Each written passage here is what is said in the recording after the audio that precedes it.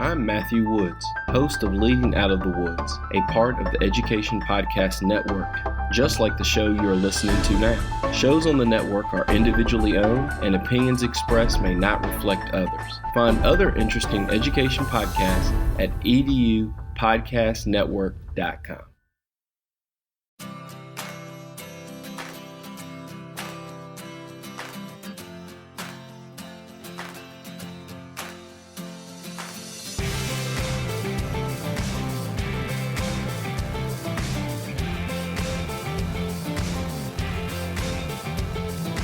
Thanks for listening to the Tech Tools for Teachers podcast, where each week we talk about a free piece or two of technology that you can use in your classroom.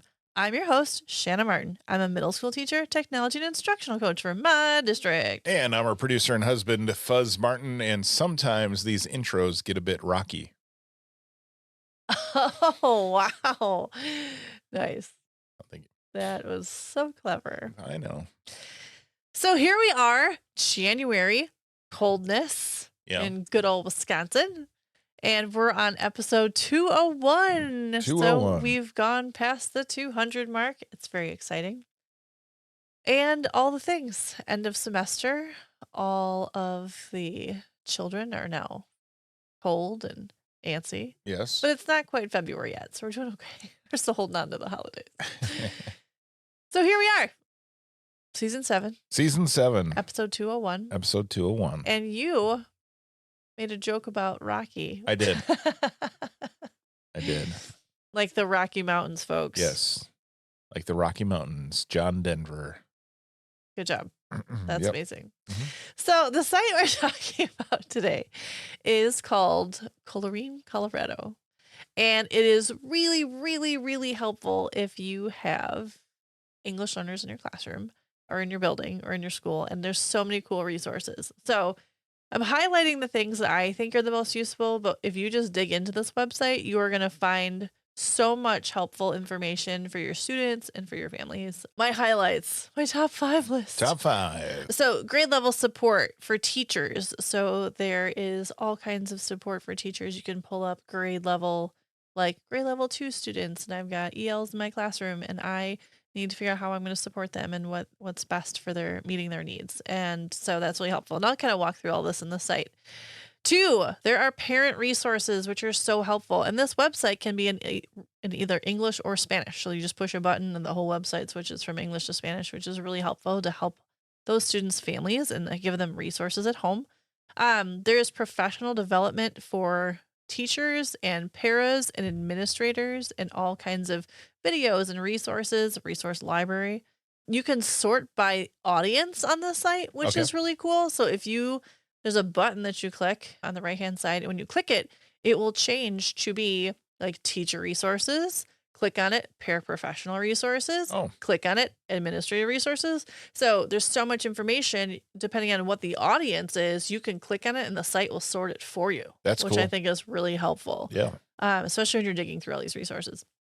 And then the last one, there's a huge resource library of books and articles and videos and all kinds of stuff, which is super awesome and helping meet all of these kids' needs so they know what's going on and to be able to feel a part of your classroom.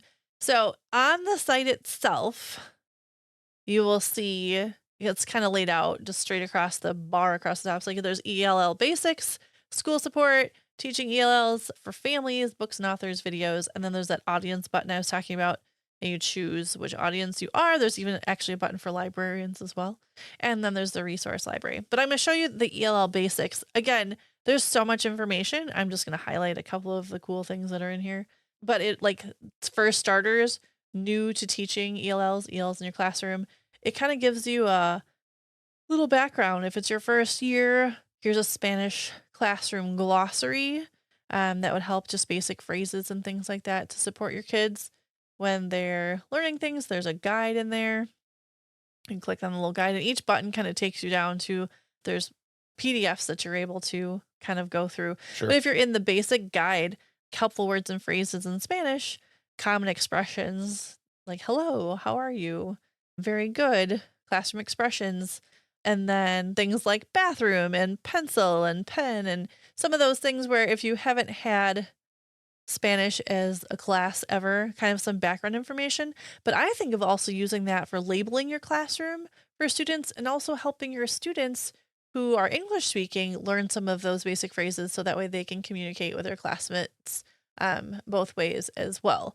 I took 2 years of Spanish in high school, so I can do my colors in my days of the week. But when it comes to supporting my students as I have middle schoolers, actually it's kind of fun because I have them teach me new words as well. So that way I can learn as they're learning as well. They have featured articles. So like, as you're a new teacher, you can scroll through and it'll give you like some video information and some book lists just for beginners and research and recommendations and social media. And you just keep scrolling through this list of all of these resources. And you can pick and choose what would meet your needs as a teacher having not having ELLs in your classroom before, or uh, introducing that to your students as well. They have special populations under EL basics. They have policy and research.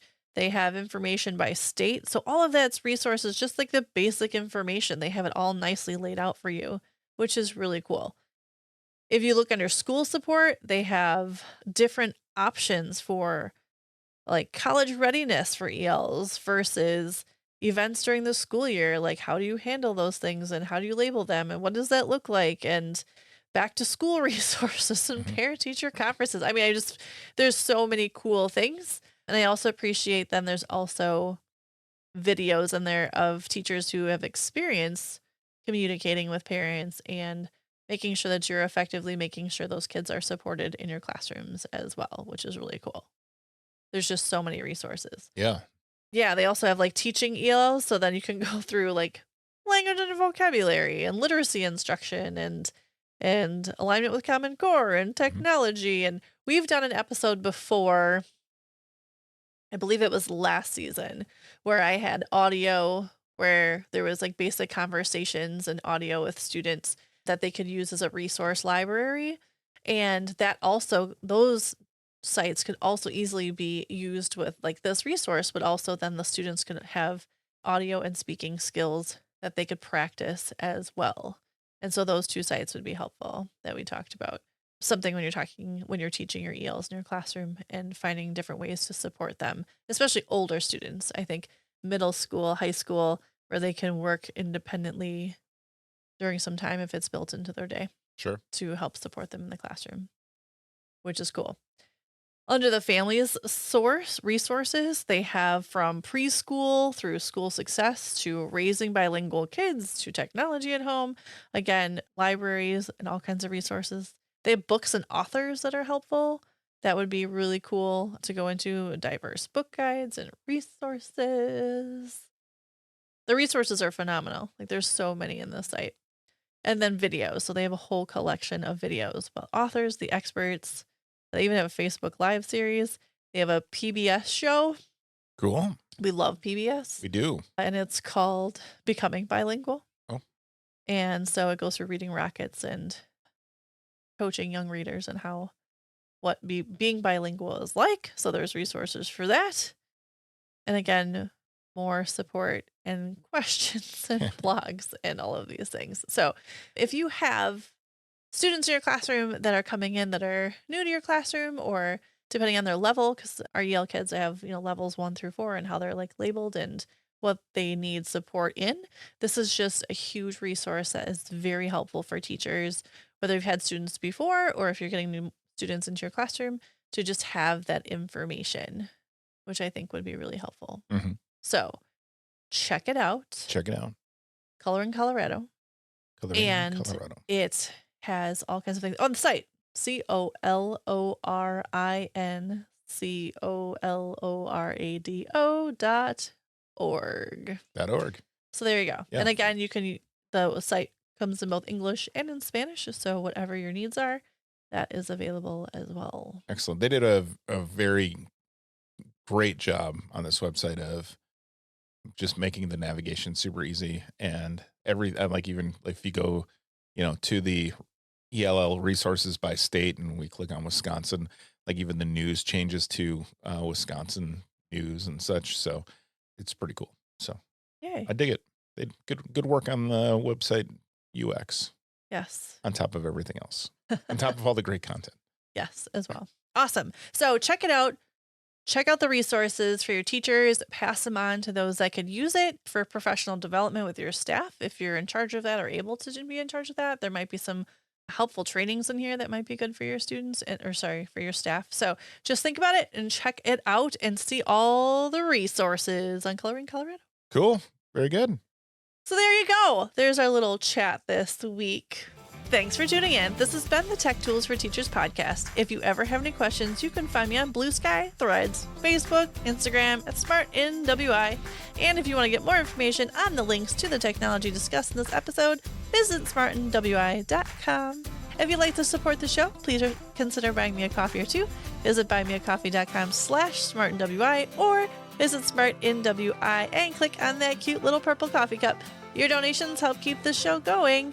New episodes each week. Thanks for listening. Go educate and innovate. The ideas and opinions expressed on this podcast and the Smart NWI website are those of the author, Shanna Martin, and not of her employer.